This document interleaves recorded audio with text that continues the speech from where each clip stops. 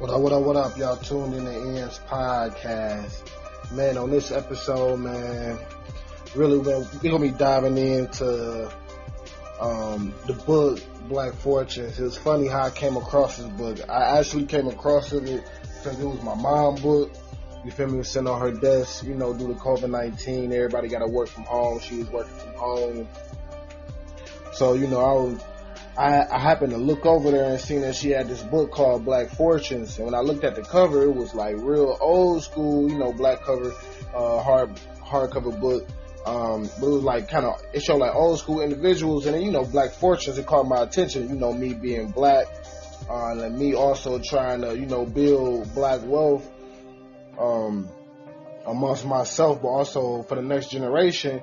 I seen that somebody from the previous generation, you feel me, from a long time ago, they look like they had that old money, but it was like, I feel like it. So I didn't want to judge the book by its cover, but I did though, and that's what got my attention.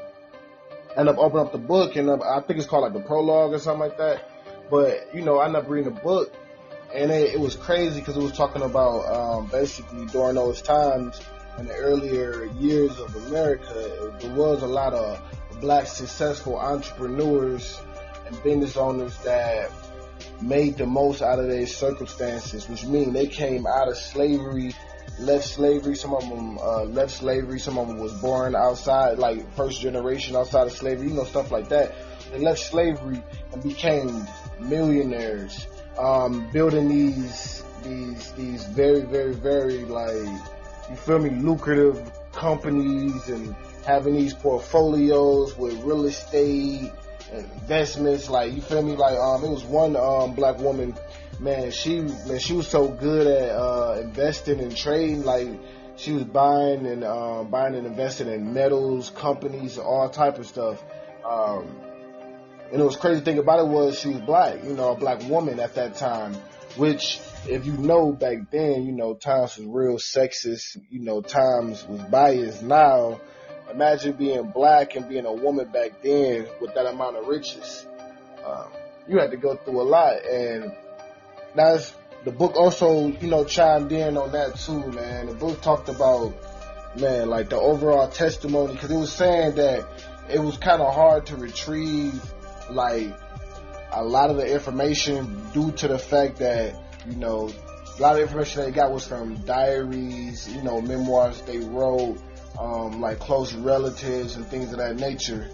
But, during those times, a lot of history, a lot of stuff got lost and erased, and, one person might have a different story than this person. So you always trying to find the most accurate storytelling, for like books and stuff like this, because, this is, you're referring to the culture. And there was one guy his story was so unique. He was a slave. He ended up escaping, and I think they said he ended up finding himself out of Mexico. And he ended up going to California, which is nowadays California, but which was a Mexican territory. And he basically, threw out his fortune. You feel me? While being in Mexico, investing and stuff like that. And he also helped build San Francisco before it became America, before it was Americanized and America took over California. He actually helped build California. You feel me? Downtown California. So I said downtown California, but downtown San Francisco, he actually settled in there. It was a real big investor in San Francisco. He had so much political power that his home became like an embassy for the U.S. inside of Mexico. And he was doing this as a black man. But as you all know, America and Mexico end up getting to, confrontation. Like, basically, long story short, America ended up getting California from Mexico, along with Texas, Arizona, New Mexico, Nevada. I want to say Nevada, yeah. Just from Mexico, they were all like Mexican territories. And when they did that, the guy, he ended up going to the other side where the power was with the United States. But one of the sad things that they were saying, which is also a real estate tactic and stuff like that nowadays, but back then a man found his mother, because all his fortune went to his next of kin, who basically became the heir to his estate, which was his mother, who was the only person alive that they can, find out that he had family too. So long story short, he ended up, the guy ended up traveling out to his mom and convinced her to sell the property and basically sell a fortune away for $78,000, which was equivalent to being like 1.8 million back then. But his actual estate was worth 38 mil. Yes, 38 mil. He got away clean.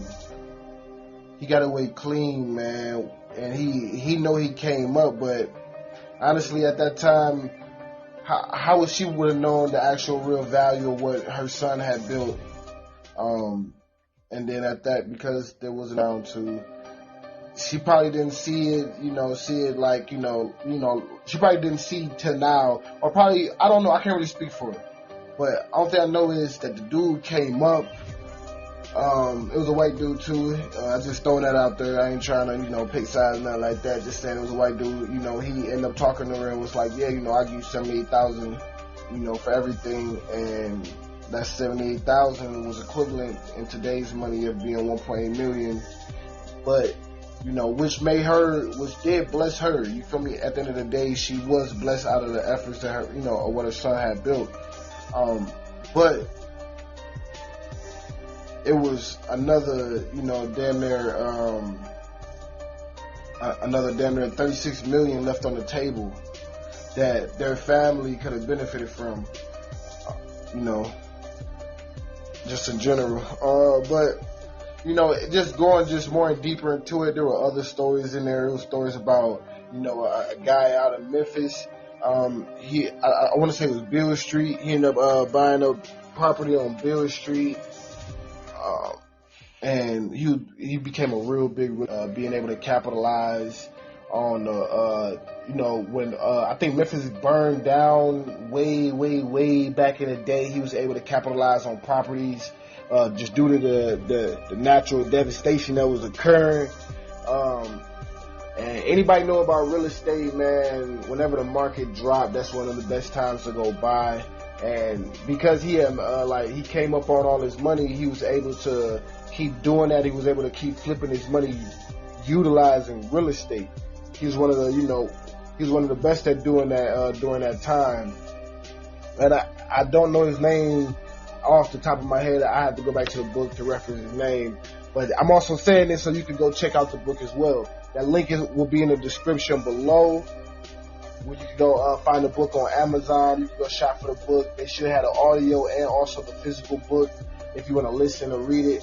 But back to the story though, man. Back to the story. This dude, he came up basically being able to, keep flipping his capital, his money in real estate, and capitalizing on opportunities on the city and things that happening around the city, which he was able to buy a lot of the properties and real estate along about like the things he went through to even get to that point. Because before that, he owned the store, you feel me, and he had money and stuff like that. And because back then, and this is one of the hardest things though, like this book was just shedding light on. Like when I was talking about the woman, like she was being, she was African American, you feel me, she was wealthy, and she was a woman. So she had three things going against her, you feel me? For him, it was sort of the same. If you were black and wealthy, you had a target on your back because white people that were like that wasn't as wealthy as you feel me, that were just as wealthy or poorer than you, felt some type of way about that, and a lot of times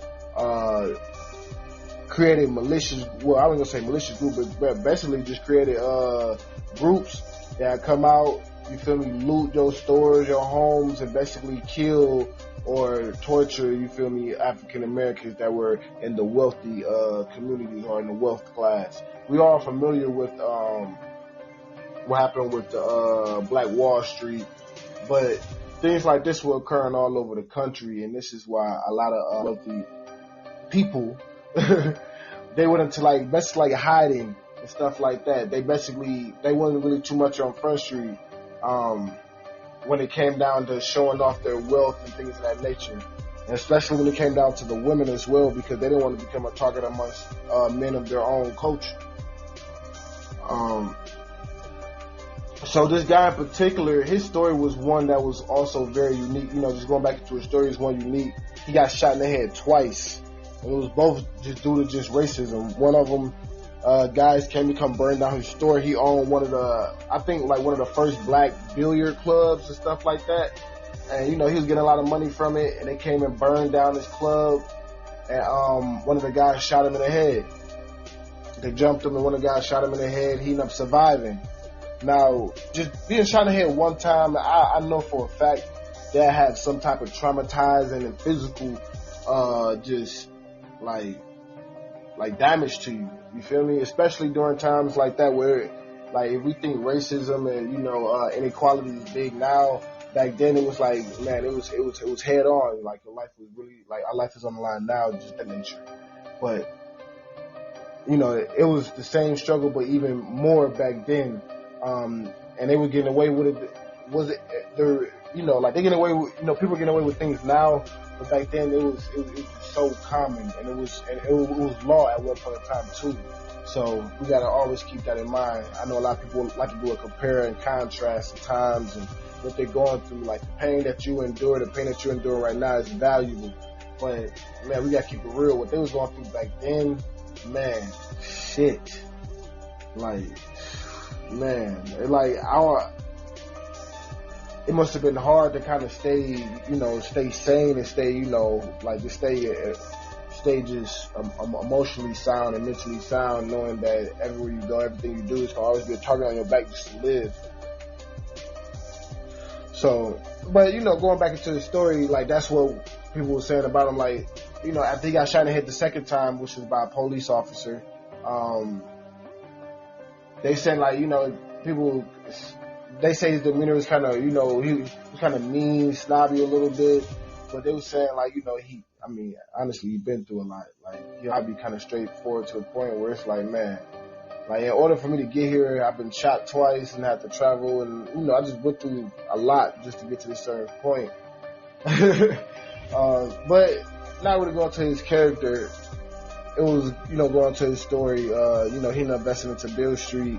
And during that time, there was a chapter in there that was talking about, basically, walking that line between being a saint and a sinner, because during that time there was a lot of bootlegging and, basically, saloons and stuff like that going on, where, what that nightlife is, what that nightlife is like. I started studying what that nightlife is like, where, they, prostitution, drinking, and all that type of stuff was going on along that street, which comes with crime and stuff like that.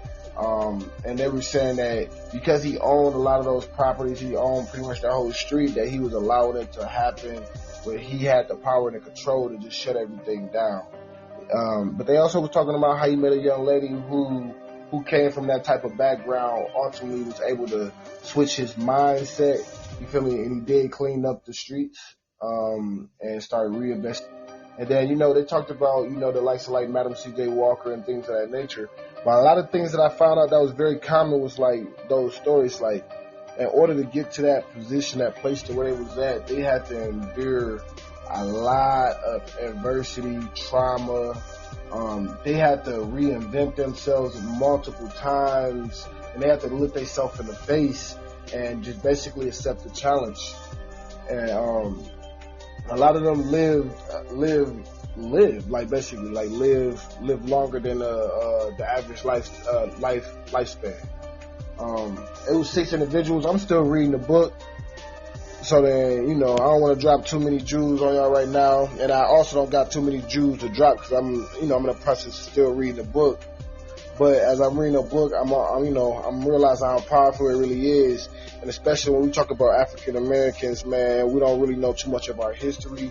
You hear it all the time, man. Our history has been stolen, and our history has been regurgitated back to us in a form that it's not authentic to our culture. It's more authentic to to the storyteller's culture. But with saying that, stimulated me in a whole nother sense. I'm looking like, damn, like this is empowering like a mug. Like, dude, by any means made the most out of his current circumstance. Like, all these individuals showed that you can make the most out of your current circumstance, and you don't have to, like, it ain't gonna be easy. Long story short, you feel me? And it's gonna be some powerful shit up against you, but it's worth it in the end when you face it. But it also opened my eyes into what we gotta do, you feel me, to move forward, to build on top of what they already done went through and did in the past. A lot of them, because they were first time, millionaires, and they amassed this amount of money, and they were the first ones to do it, and America was so young, the laws and basically the regulations, you feel me, it took away from a lot of their families' lineage, like as far as financial and just legacy wise. Because a lot of them, they couldn't keep or hold on to a lot of their properties and estates, and just basically the money that they made, just due to looting, and the laws just was working against African Americans back then to not really treat them on the same equal playing field, which means that a lot of African Americans also lack the legal, just the legal understanding and the legal education about how to protect your assets and things of that nature. And even if you did back then, a lot of times people were still going through loopholes and basically conning black families out of their fortunes. But like I say, man, I ain't gonna talk y'all ear off too much, man. This episode was brought to y'all live. We were live streaming on Podbean, man. And this was a whole new experience, man. So everybody that tuned in live with us, man, we appreciate y'all. And like we always say, man, thank y'all for supporting the podcast. And we would love, if y'all show some extra support and become a patron. Extra support could be anything, man. It can be small, all the way, ranging from $1 all the way to $50, man. And with that, we're going to give you special perks, benefits, man, free services, discount on services, free merchandise, all types of stuff. Shipped to you monthly, too. You feel me? We're going to look out for you every month. But it's your boy Baz. Y'all tuning in the Ends Podcast. And we out, baby. Peace.